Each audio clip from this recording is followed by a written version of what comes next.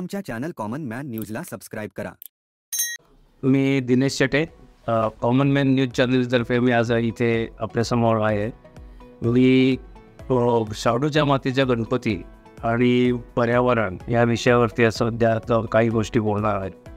गेल्या अनेक वर्षापासून सरकारी ह्याच्यामध्ये की प्लॅस्टर ऑफ पॅरिसच्या गणपतीला बंदी घालायची ते घातक आहे, यासाठी शासनाकडनं, राज्य शासनाकडनं, केंद्र शासनाकडनं मनाई आदेश येतात.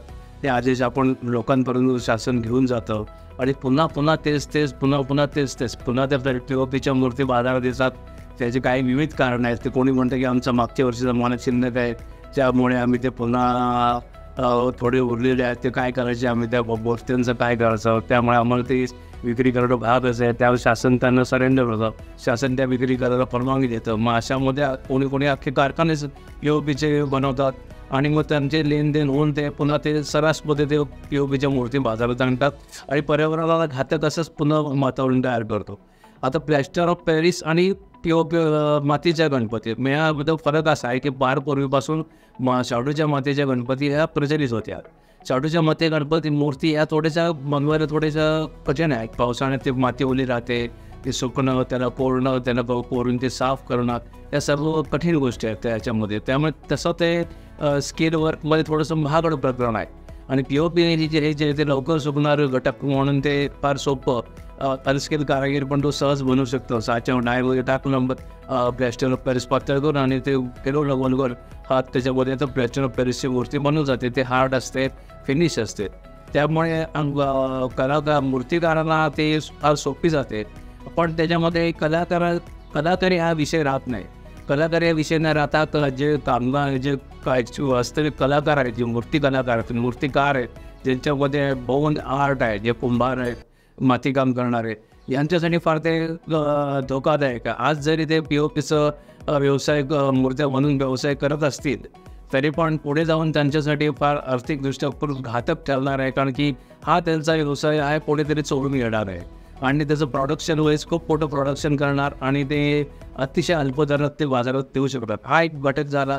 दुसरा घटक म्हणजे हे प्लॅस्टर ऑफ पॅरिस विघटन होत नाही, ही तक्रार आहे, पर्यावरणवाद्यांची तक्रार आहे, पर्यावरणाची तक्रार आहे. त्यामुळे ही शाडूची मातीची मूर्ती पाहिजे. पण आज शासन समजा आता सप्टेंबर-ऑक्टोबरला गणपती आहे आणि शासन एप्रिल-मेमध्ये डिक्लेअर केलं की आता या वर्षीपासून POPच्या मूर्ती बंद, तर असं होऊ शकत नाही. कारण की आता ह्या जे कारखानदार आहेत, जे मूर्तिकार आहेत, त्यांचे या मातीच्या मूर्त्याचे जे डाय आहेत, जे साचे मूर्ती त्याला, ते आता त्यांच्याकडे अवेलेबल नाही आहेत. त्यांना ते नव्याने बनवायला लावणार.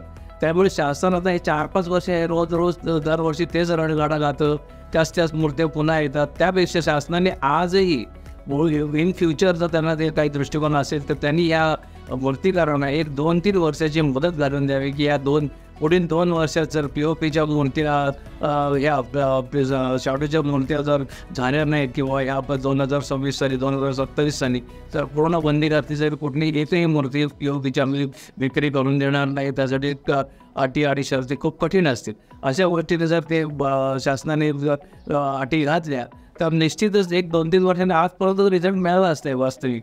पण दरवर्षी तुम्ही एप्रिलला सांगाल, मार्चला सांगाल की आता POP बंद, तर ते POP बंद होऊ शकत नाही. ते मूर्तिकार नवीन साची टाकू शकत नाहीत, त्यांचं प्रोडक्शन ते करू शकत नाही. त्यामुळे शासनानं जर खरोखर पर्यावरण प्रेम असेल आणि या मूर्तिकाराची काळजी असेल तर त्यांनी या ज्या अटी ज्या आहेत ह्या त्यांना एक मुदत देऊन की आता तुम्ही यावर्षी तरी सांगितलं की बाबा पुढील वर्षापासून आम्ही कुठल्याही प्रकारची POPची मूर्ती बाजारात येऊ देणार नाही. कोणीही काही कारणं सांगितली तरी आम्ही त्याची विक्री होऊन देणार नाही. हे जर कंडिशन घातले तरच हे पर्यावरणाला पूरक असं जे POPचं आणि शाडूच्या मातीचं जे वातावरण जे चालू आहे ते मिटेन आणि शाडूच्या मूर्ती सर्वत्र त्या उपलब्ध होतील आणि पर्यावरण त्यामुळे सुरक्षित राहील. धन्यवाद. जय हिंद, जय महाराष्ट्र.